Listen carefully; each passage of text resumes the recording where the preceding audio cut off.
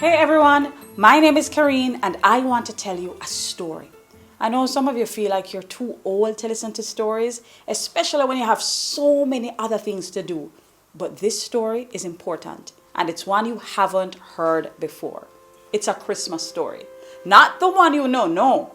This one is different. I think you should listen, not just because it's a tale of mystery, adventure, and love, but because this story has to do with you. You'll see how. But before I get there, let me introduce you to our 4 main characters. First up is a young boy named Kishan. Kishan was normal. At least that's how he thought of himself. In his mind, there was nothing very special about him. When he looked in the mirror at himself, he saw a normal boy. Every day, he would wake up very early in the morning, take out the goats, then help his little sister Bella get ready for school. They would eat breakfast together as a family before his parents would leave for work and he and Bella would walk to school. That evening, he would have to move the goats again, do his homework, help Bella with hers, and then they would both go next door to Miss Hyacinth, who would feed them dinner since their parents would still be at work. If Miss Hyacinth was in a good mood, she would lend them her tablet and they would get to watch a program or two before going back to their home. By that time, their mother would have arrived and they would snuggle up with her for a few moments before she would send them off to the bed they shared. Kishan would draw his sheet over his head to protect him from mosquitoes and listen as his sister would quietly sing a lullaby to Peng Peng, an old doll with one eye. But it was the only doll she had and Bella loved her dearly. If their father came home early enough, he would come and say a prayer with them and then leave for his night job. This happened every single day.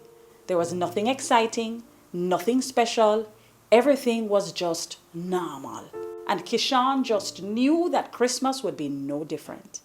On the other side of town lived a little girl whose normal was very different. She is our second character, and her name is Victoria. Victoria had almost everything she wanted. She lived in a big house with her own room and bed. It was decorated in different shades of pink and she had lots of space to play with her toys. And oh boy, did she have toys! If there was a new game out and she wanted it, she got it. If there was a new doll, she had it. The coolest backpack, clothes, shoes, Victoria had them all. Every morning, someone would wake her up and tell her to come for breakfast. When she got to the table, her breakfast would be laid out prettily and she would sit and watch her tablet while she ate. A driver would take her to school and be waiting for her when it was over. Depending on what day it was, she would either have to go to dance, violin, or swimming class, and on some days, she met with a Spanish tutor. Every once in a while, she would cross paths with her father, who would no doubt have some new gift that he'd picked up on his travels. Her father, you see, was a very important man, and he worked very hard to give Victoria everything she had. This meant that he was gone a lot, and since the girl's mother had died when she was little, Victoria spent much of her time alone. Lots of toys, everything she wanted, but always alone. That was Victoria's normal, and she just knew that Christmas would be no different. Our third character's name is Sketchdon, and like his name suggests, he was pretty sketchy. You see, like Victoria, Sketchdon had grown up very wealthy. When he was a little boy, he had everything he wanted. Unfortunately, as sometimes happens in the course of life, tragedy hit his family and they lost everything. There was no more house, no cars, no fancy clothes or toys or anything at all.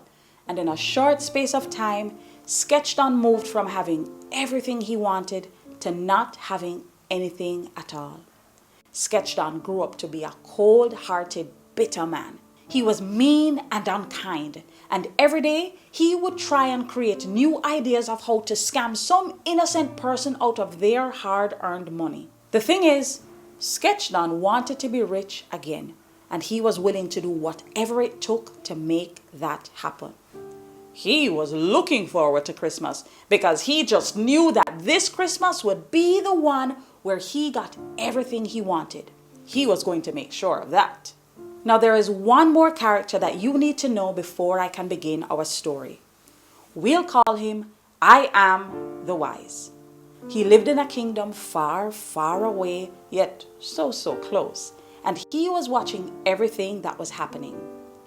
I Am the Wise, who from now on we'll just call I Am.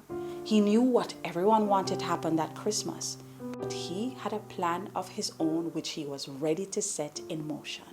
Now that you've learned about all the major players, we can begin our story. It all began a few days before Christmas. School had been on holiday for a few days and most children were spending their Christmas break playing with their friends, going to all the Christmas activities, buying Christmas presents, or preparing to help their mothers make Jamaican Christmas cake. But not Kishan. No, he had a different agenda.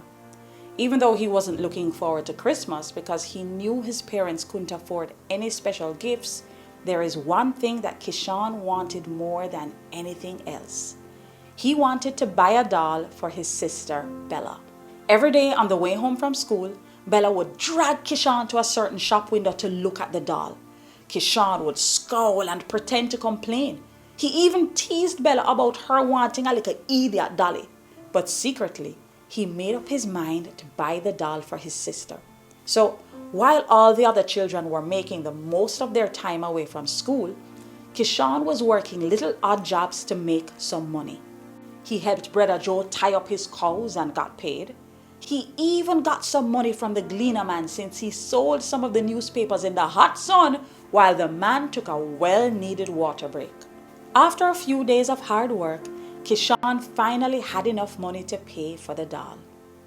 That evening, as he listened to Bella sing to Peng Peng, he smiled to himself.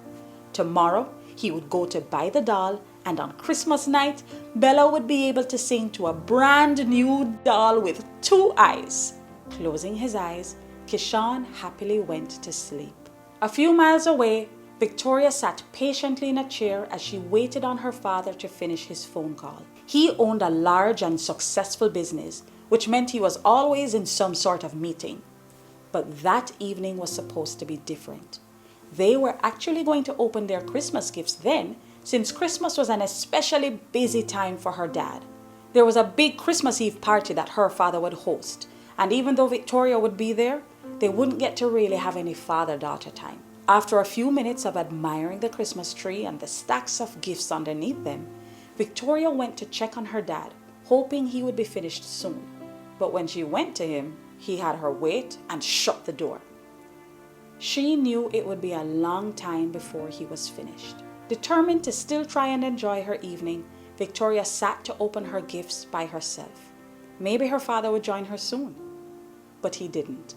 And so one by one, Victoria opened each gift and then closed it back. For some reason, seeing all these presents didn't bring her the joy and excitement that she wanted. It's not as if they weren't nice gifts, they were. But she found that she was still a little sad. She looked around the empty room and realized that she was lonely. What was the point of all these gifts if she didn't have anyone to share them with? Victoria took one last look at her father's office. The door was still closed and she could still hear him on his phone. Sadly, she grabbed a blanket and crawled into an armchair. She didn't feel like watching TV or even playing a game. She wrapped herself in the blanket and prayed for one more gift. A friend. Even though it was getting late, there was one person who wasn't sleeping. It was Sketched On. Like he did every night, he was wide awake, thinking of ways to steal money from people. He was excited because since it was almost Christmas, he knew that many people would be out and about shopping for gifts, visiting friends, and walking the streets as they enjoyed the Christmas season. As far as Sketched On was concerned, this was the perfect time to swindle as many people as possible so he could ensure that he would have everything he wanted. Sketched On smiled to himself as he imagined himself dressed in the finest garb and seated at a table full of food and drinks and cake. His friends surrounded him, patting him on his back and congratulating him on throwing the best Christmas party they had ever been to. As the image faded away, Sketchdon determined that he would wake up early in the morning and wait for anyone passing by who seemed like they had anything of value. He would frighten them and take it from them. By that evening, he would be rich. He was sure of it. Confident in his plan, he went to sleep. Meanwhile, the one who neither slumbers nor sleeps shook his head in dismay. He knew Sketchdon's plan and would have preferred if the little man would channel his energies a little more positively. I Am also watched as Kishan slept peacefully while Victoria was at her home crying herself to sleep. I Am knew exactly what needed to be done, and he beckoned to Sia, one of his trusty servants. "What can I do for you, my lord?" Sia asked respectfully. "I need to get a message to Saigon," said I Am. "I can go to him right now," Sia replied. "No, I want you to visit Kishan instead. Let him deliver the message," I Am instructed. Sia nodded in agreement. He had no idea what I Am's plan was, but he knew that no matter what it would be perfect. "What should I tell him?" Sia asked curiously. "Just tell him to get this to Saigon," I Am explained as he handed Sia something wrapped in a piece of old paper wrapped with a gold string. "And make sure he understands how important this is." Sia took the package and bowed low as he prepared to leave. "Sia, one more thing. Don't go like that." I Am pointed to Sia's current garb, which could only be described as otherworldly. Sia chuckled and chose something that would fit in more with what they wore on Earth. He hoped that Kishan wouldn't be too afraid when he saw him, but if he was, he already had his opening line ready. In fact, it was the same one he often used whenever he was sent to deliver a message. It began with the words, "Fear not." Confident in his plan, Sia left for his mission. Early the next morning, Kishan set out to buy the doll. He left the house before Bella woke up, not only because she would want to accompany him for the day, but because he wanted to beat the crowd of Christmas shoppers. After all, it was the day before Christmas Eve. As he walked down the street, Kishan whistled happily, unaware that two sets of eyes were watching him closely. Every now and again, he would touch his pocket to make sure the money was still there. One pocket had his taxi fare, and the other had the money he would use to buy the doll. Not seeing anyone around, Kishan took out the doll money to count it one last time before he got to the store. He had counted it last night and again this morning, but he wanted to be absolutely sure that he had the correct amount. He'd often heard his mother say that money had wings, and if he was even $1 short, he would be unable to buy the doll, and with Christmas only 2 days away, he wasn't sure if he could pick up another odd job in time. And even if he did, what if the doll Bella wanted was sold? Kishan stopped and counted the money one last time. He breathed a sigh of relief. It was all still there. Just as he was about to stuff the money back into his pocket, someone grabbed him roughly from behind and snatched the money out of his hand. Kishan struggled to hold on to his hard-earned money, but his attacker was stronger. He threw Kishan to the ground, and from his position in the dirt, Kishan looked up into the scowling face of Sketchdon. The naughty man grinned triumphantly before turning around and running away. Kishan remained on the floor for a few seconds in stunned silence. When he realized that he was okay and that the money was really stolen, he started to cry. What would he do now? When he thought of Bella waking up on Christmas Day without her new doll, he felt even worse. Kishan cried until he had no tears left. The only thing that he had been looking forward to this Christmas season was now a distant memory. Dejectedly, Kishan brushed himself off and prepared to go back home. He didn't even know what he would tell his mother when she saw his tear-stained face. As he was about to begin the trek back to his house, he heard a strangled call. drawing closer to a wall in case that wicked thief had returned. "Help!" he heard a voice call, but Kishan didn't move. He wanted to be sure that this wasn't a trick. "Help!" he heard the voice call again. This time, Kishan looked in the direction of the voice. Not far from him was a figure laying on the ground. The person appeared to have on a cloak or sheet, and Kishan wondered if maybe it was an elderly man who had fallen. Funny, he hadn't noticed him before. Nervously, Kishan moved closer to the figure. "Fear not," the figure rasped, stretching out an arm toward Kishan. Instinctively, Kishan stepped back. "Don't be afraid," the voice called again, a little more stronger this time. "I'm not here to hurt you." "Are you hurt?" Kishan called out. "I need your help," the figure replied. Kishan thought for a minute. He was all alone with a stranger, and he had been robbed only a few moments before. What if this person wanted to hurt him? "Please, help me," the figure cried.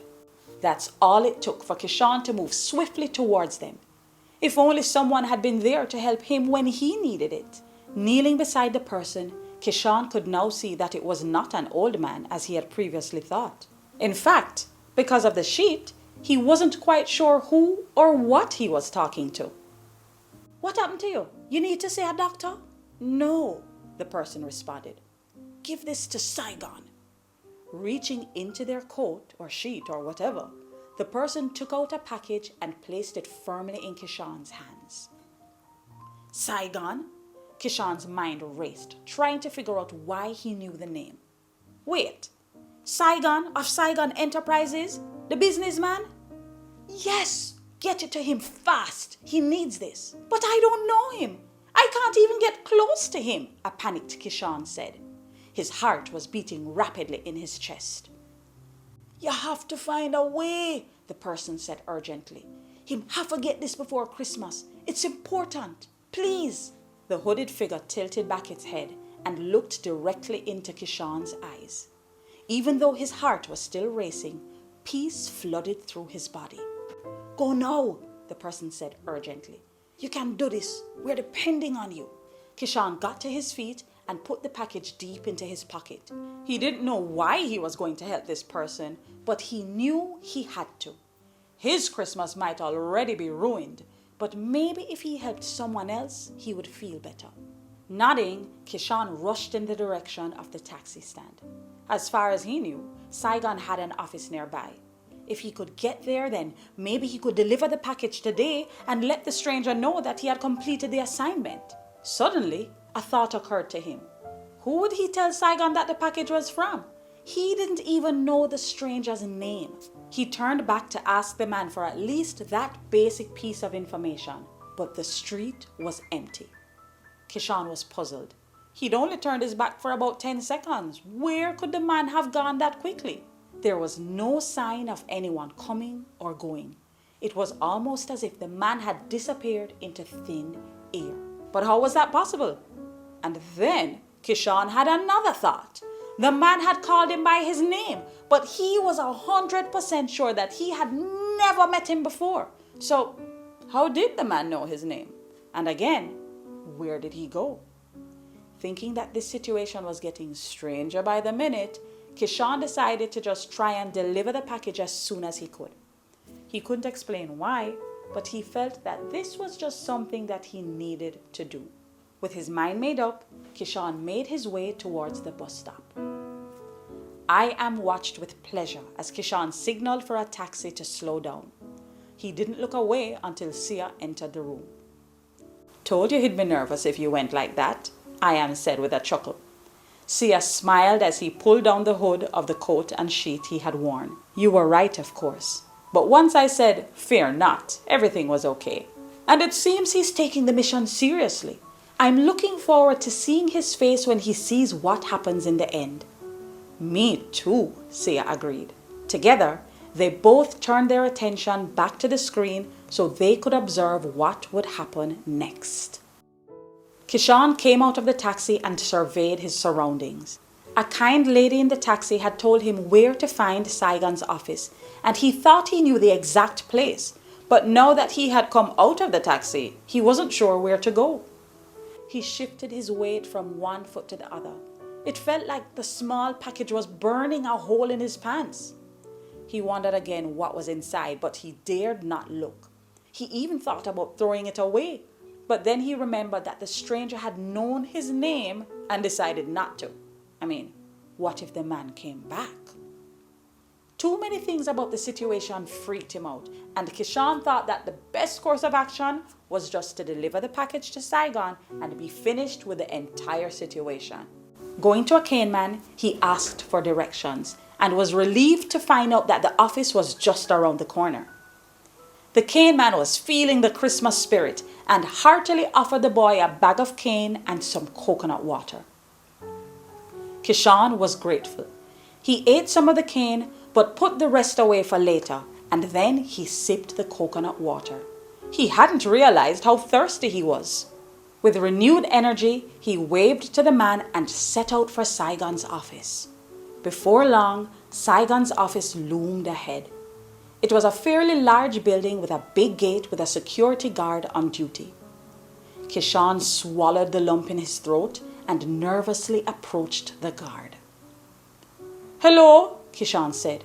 "Me need to see Mr. Saigon." The security guard looked at him suspiciously. "What business you and Mr. Saigon have?" The guard looked him up and down. "Me have a package for him," Kishan replied. He tried to stand tall to appear more confident. "Left the package with me. Me will give him," the guard instructed. Kishan considered this offer. It would be nice to just hand over the package and put an end to the responsibility, but he couldn't be sure that the guard would actually deliver the package. Kishan shook his head. "Me have to give him myself." The guard looked surprised but didn't insist. "Who should I say is here to see him?" "Kishan. Kishan Mullings." The guard took his name and Kishan took a step closer to the gate. He couldn't believe he was actually going to go inside so easily. "Wait over there," the guard instructed, pointing to a small chair outside the gate. Kishan waited and waited and waited. Whenever he got impatient, he would go back to the security guard, who would send him right back to his seat. Kishan watched different cars come and go into the parking lot. He ate the rest of his cane and waited some more. Eventually, it dawned on him that the security guard probably wasn't going to allow him to see Saigon. He needed a different plan. When another car came to the gate, Kishan crouched beside the car and, using it as a shield, he ran onto the compound with his heart beating wildly the entire time.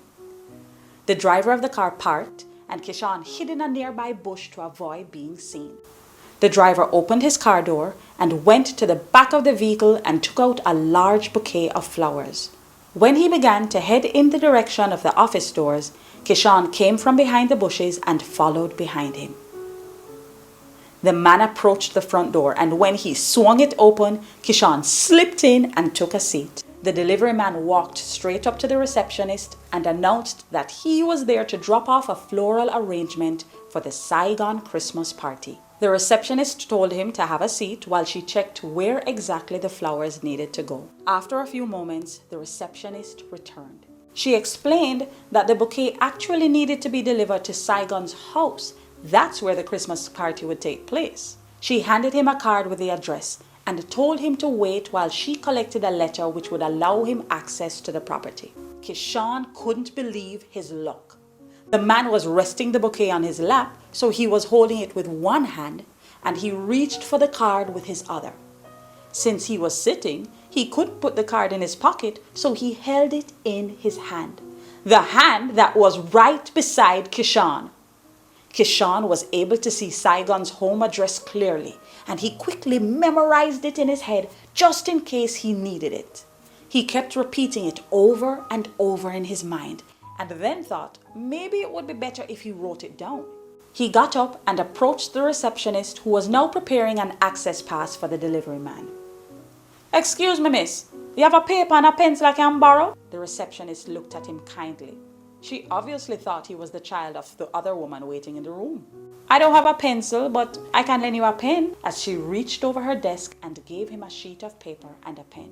Once she had turned her attention back to what she was doing, Kishan leaned against her desk and, cupping his arm around the paper as children often do when they don't want someone copying their test, he wrote down the address. He returned the pen and then went and took his seat beside the delivery man. He couldn't help but smile to himself. He felt like some kind of undercover agent. Even if he never needed to use it, he thought that it was quite clever of him to write it down. Now that he thought about it, he might actually be enjoying this little adventure.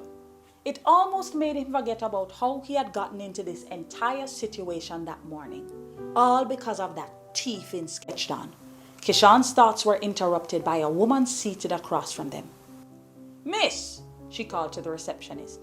"Me a sit down long time now. How long before me can see Mr. Saigon?"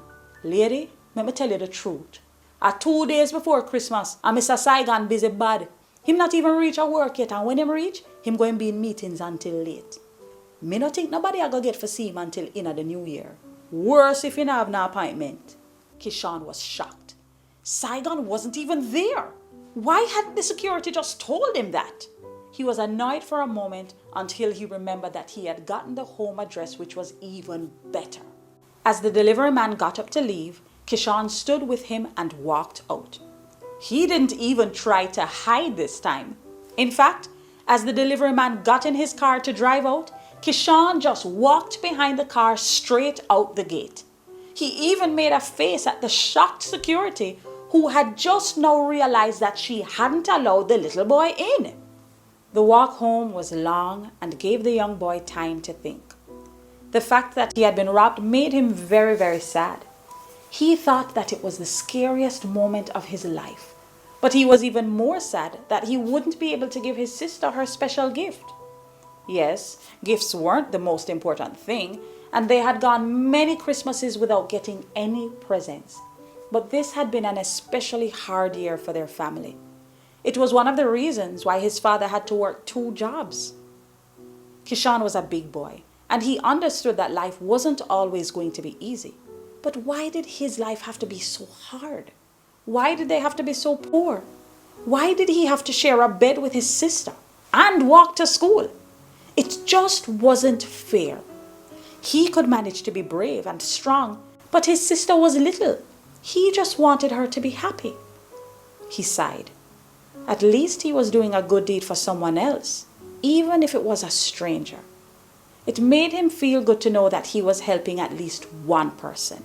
That night, as Kishan watched Bella sing the lullaby to Peng Peng, he sighed deeply. He hadn't told his mother about the robbery because he knew that she would worry.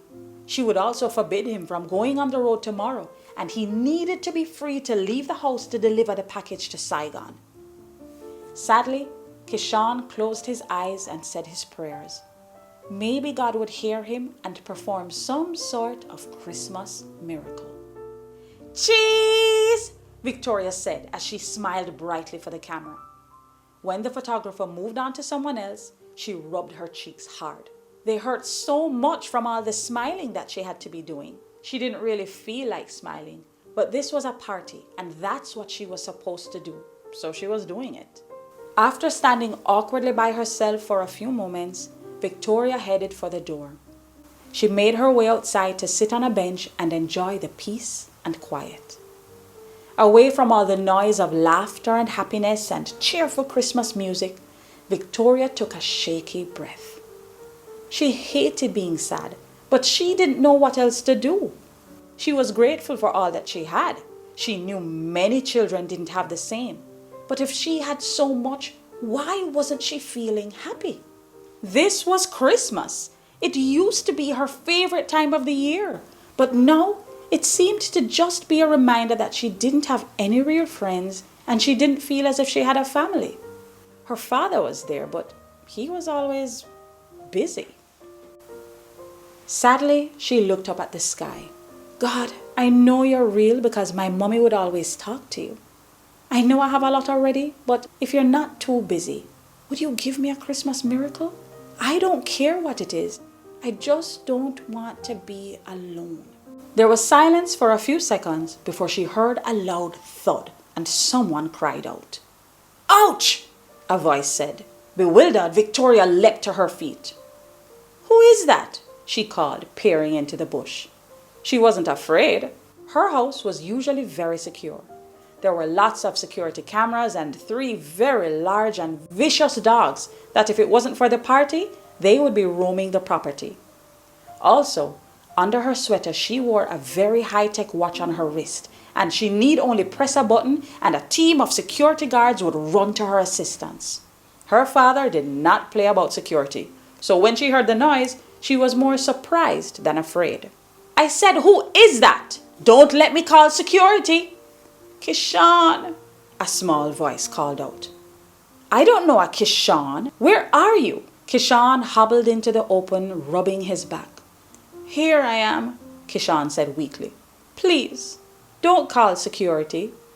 The 2 children stared at each other, each trying to figure out who the other was. "What's wrong with your back?" Victoria asked. "I fell out of a tree."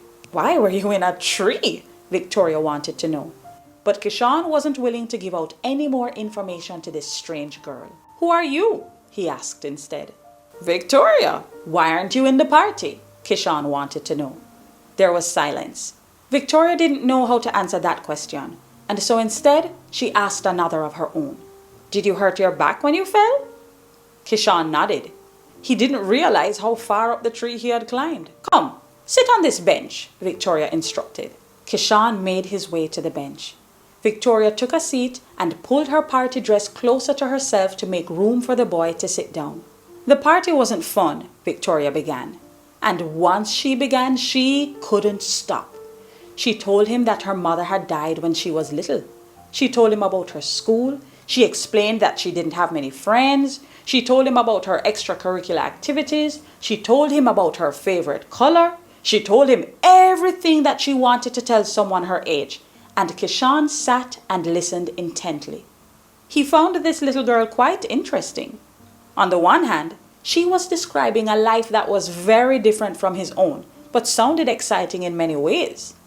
On the other hand, he could tell that she was lonely.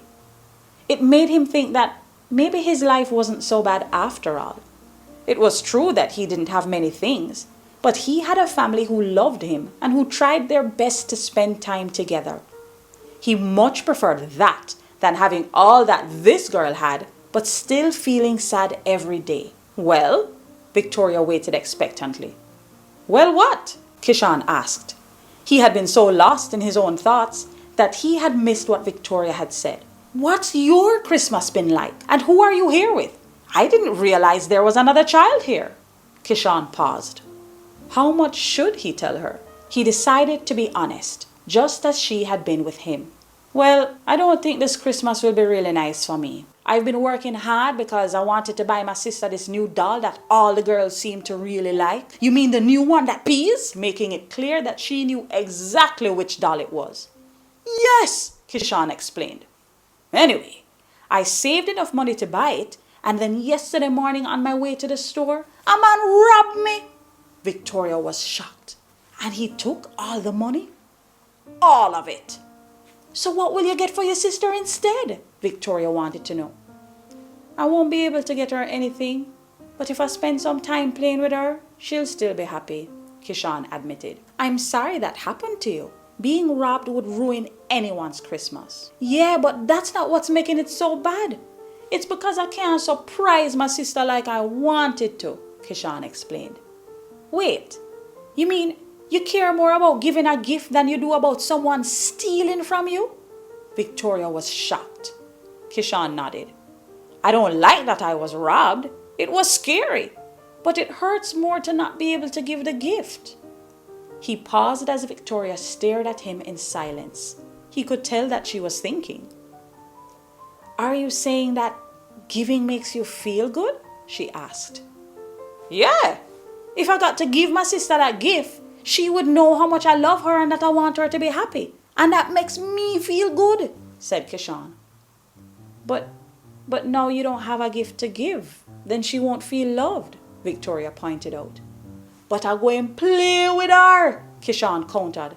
That's a gift of my time. I could go and play with my friends, but by playing with her instead, then she knows I think she's special. I see what you mean, Victoria admitted. Her thoughts were churning. I've gotten everything I wanted for Christmas. Maybe if I gave some gifts to others, it would make me feel better? Kishan shrugged. He didn't want to tell her what to do. Just as he was about to explain that, they heard a movement behind them. They both turned just in time to see a man jumping to the ground near them. Kishan recognized him almost immediately. "Victoria, run inside!" he shouted fiercely. He tried to push her towards the house before the man saw them, but it was too late. The thief was already rushing towards them, clearly hoping to silence them before they could make an alarm. Kishan jumped in front of Victoria. Just as the thief reached them, there was the sound of footsteps and a security guard grabbed the man and pushed him to the ground. "What's going on here?" a loud voice boomed. Victoria's father ran towards them. He had missed his daughter in the party but had seen her through the window. He was just coming to get her when he saw the altercation. "Miss Victoria hit the alarm on our watch, sir," the guard explained. "And we were watching the security cameras and saw this man lurking around the property. We saw when he jumped over the wall." "What? Victoria, are you okay?" "I'm fine, Daddy," said Victoria as she laid her head on his shoulder. She needed this hug more than he knew, and she didn't want to let him go. "I did what you said and touched the alarm as soon as I saw him." "Good girl," said her father proudly. "Who are you?" He turned his attention to the thief. "His name is Sketchdon," Kishan spoke up for the first time. "And who are you?" asked Victoria's father. He hadn't noticed the boy before. "This is my friend Kishan. He tried to protect me, but he didn't know I had already called for help." "He jumped over the wall too," said the security guard. He explained that they had also seen Kishan jump over the wall, but had assumed that he just wanted to pick some mangoes. They had been watching him the entire time as well. Victoria's eyes widened in shock. "So both of them are thieves?" "I'm not a thief. He's the thief. I know because just yesterday he stole my money. He lives in my community and everyone knows about him." Victoria's father stared at Sketchdon sternly until the man stared at the ground in shame. "Take him away," he instructed the guards. "You can leave the boy." He wanted to understand why his daughter was calling this boy her friend. Victoria seemed to have lost her voice. She was still staring at Kishan in disbelief. She didn't want to believe that this nice boy was a thief. "Young man, why did you jump over my wall? Don't you know that is trespassing?" Kishan swallowed hard. "Yes, sir, I know," he mumbled. "Then why did you do it?" Victoria asked quietly. "You don't have to be afraid," said Victoria's father kindly. "My name is Saigon, and this is my house. Just tell me the truth." Kishan struggled to hold back the tears. He didn't want to cry, especially in front of these people. He had recognized Saigon the minute he had approached them. It wasn't until he hugged Victoria that he realized that she was his daughter. Now, both father and daughter were staring at him. "It's like I told you," Kishan said to Victoria. He turned to Saigon. "Yesterday, Sketchdon robbed me and took all of my money. Just as I was about to go home, I heard someone shouting for help. When I looked, a man had fallen in the street. I asked him if he needed help, but he said he just wanted me to deliver a package to you. He gave it to me and told me that you needed to get it before Christmas. I was about to come and find you, but I realized I didn't know his name. When I turned back to ask him, he had disappeared." Saigon had become very still. Kishan continued. "I went to your office right away, but they said you weren't there. The receptionist gave the delivery man your address and I copied it down and came here to give you the package," he finished glumly. "Where is it?" Saigon whispered hoarsely. Kishan reached deep into his pocket and took out the package. He handed it to Saigon, who took it almost reverently. Victoria and Kishan watched quietly as Saigon unwrapped the package that was bound by a thin, tattered string. Saigon's eyes were misty as he stared at the object in the paper. "Daddy, what is it?" Victoria asked softly. She hadn't seen her father this emotional in a long time. Saigon tilted the package, and Victoria and Kishan were able to see a beautiful gold star nestled inside. Taking a deep breath, Saigon began to explain. He told them the story of how when he was 15 years old, he had no family, no friends, he was starving and thought he was going to die, but managed to find the steps of an old church and closed his eyes to rest. Suddenly, a bright light had appeared, and when he opened his eyes, there was a man standing over him. The man had handed him a plate of food, and he had 2 suitcases with him. One was full of clothes, all his size. The other had tins and boxes of food, more than Kishan had ever seen. There was a car parked outside the church with a couple sitting inside. They were watching Saigon and smiling. The man told him that they were going to be his family. He told Saigon that he would live with them and they would love him and take care of him. And that's exactly what they did for the next 20 years until they died. My grandparents? Victoria's eyes were as wide as saucers. She had never heard this story before. Saigon nodded. Before the man left, he gave me 2 more things. One was a Bible. He told me to read it and learn how to live my life. The other thing was this star. What are you to do with the star? Kishan asked. He hadn't wanted to interrupt, but he felt he just had to know. He told me that one day someone would bring me another one just like it, and that when they did, I should do for them all that he did for me. Saigon wiped tears away from his eyes as he pulled his wallet from his jacket pocket. He opened it and gently pulled out a shiny gold star, one that was identical to the one Kishan had given him. Young man, what did you say your name was? Kishan's heart was beating so hard he thought that his chest would burst. He didn't know what was happening and he was nervous. Kishan Mullings, he whispered. Kishan Mullings, who do you live with? Saigon asked gently. My mother and my father and my little sister Bella, Kishan managed to say. Call them, said Saigon, handing Kishan his cell phone. I'm going to send a car to pick them up. As Kishan called his parents, she quietly slipped inside and went to the Christmas tree. When she returned, she had a large gift bag in her hands. She came and set it on the floor since Kishan was still listening to her father. I'll see you kids inside, Saigon said cheerfully. He looked like a different man. Kishan, as soon as your parents arrive, come and get me. There's something I need to do. I'm sorry I trespassed on your property, Kishan blurted out quickly. That's okay, Victoria replied good-naturedly. You had a good reason. Thanks for trying to protect me, even though I didn't need protecting, she giggled. And Kishan, thanks for listening to me before. I know I talk a lot and you don't even know me, but you were so nice and you taught me something important. I did? Kishan was shocked. What could he have possibly taught her? You did. This is for you. Kinda, said Victoria, handing him the gift bag. For me? But you don't even know me. Why would you give me a gift? Kishan sputtered. You're the one who said it's better to give than to receive, Victoria laughed. And anyway, it's not really for you. I don't understand, said Kishan. Look inside, said Victoria excitedly. She couldn't stop smiling. It seemed that there really was something to this giving thing. Carefully, Kishan looked inside the gift bag and his mouth fell open. It's the doll! Kishan cried. Victoria nodded happily. I got one for Christmas too, but I want to give it to you for your sister. Kishan swallowed hard. He absolutely would not cry. After all he had been through, this was a little overwhelming. Thank you, he managed to whisper. But don't you want it? I want to give it to your sister, Victoria said. That would make me happy.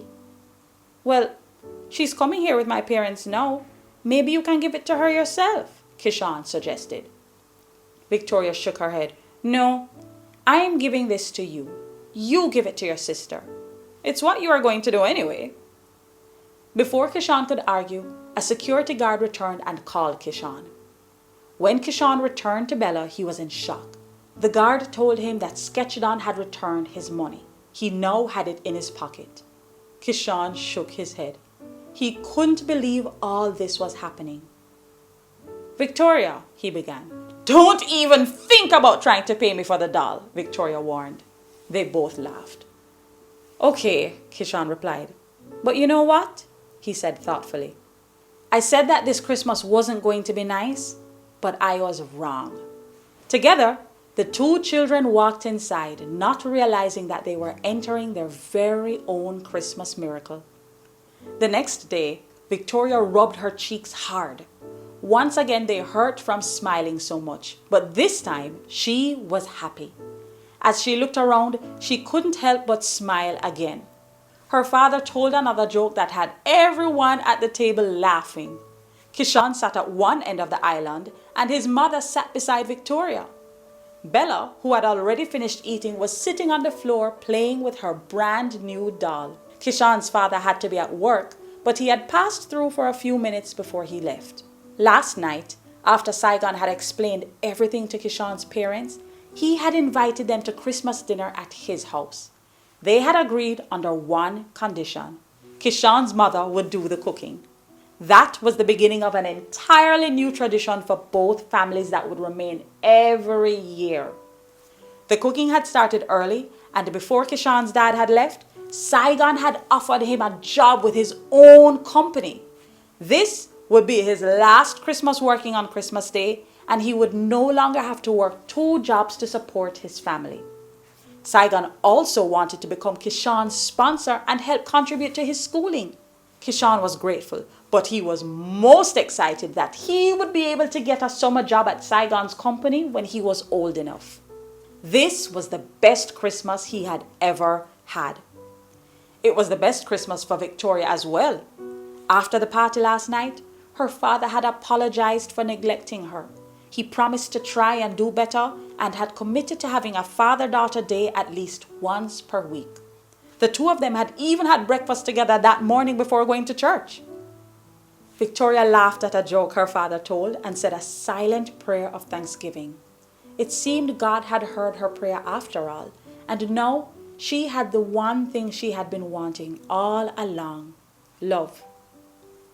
"Mr. Saigon," Kishan piped up, "did the stranger on the church step ever tell you his name?" "Not really," Saigon shook his head. "All he said was that I could call him I am." Kishan shrugged his shoulders.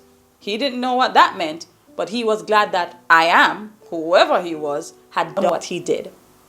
The group continued laughing and talking as they headed into the living room. As the two families enjoyed what was a new beginning for all of them, I Am the Wise and Sia shared a smile. Another Christmas miracle had taken place. "I never get tired of seeing this." "Neither do I," said I Am. "Now light it up." As Kishan, Victoria, and their families launched into a rousing version of Joy to the World, they gasped at what happened next. All the lights in the house went out, leaving only one thing highlighted. At the very top of the Christmas tree, shining brightly, was a large, beautiful golden star. Now remember I told you that there was one more character in this story that was very important? That person is you. There's a star for you as well, but yours comes with a message. And before I go, I'd like to read it to you. Ready? There is a special gift that goes beyond the season. It is the gift of love, and Christ is the reason. This precious gift of love is meant for everyone. I love you all so much, it's why I sent my son. Now, it's up to you to spread the love and cheer. Find a special way to show someone you care. You don't need lots of money, just a little time to make someone feel special by simply being kind. Spread love this Christmas season, and wherever you are, remember the reason for the season anytime you see my star. Merry Christmas, everybody.